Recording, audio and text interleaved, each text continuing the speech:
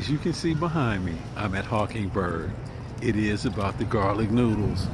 This evening, I'm waiting on Dorothy.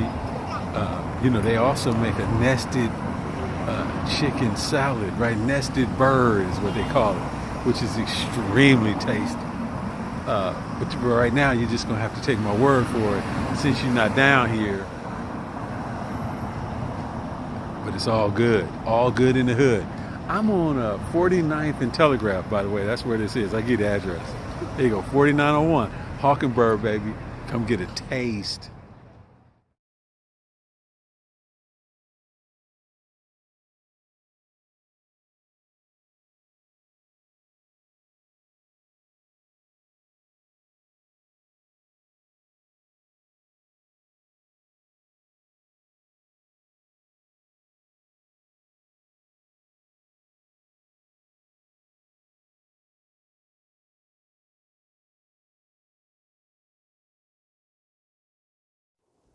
Ran into Ricky Henderson while I was down there exploring that neighborhood. There's Kevin Durant, Ford Go Bikes, one of my favorite things.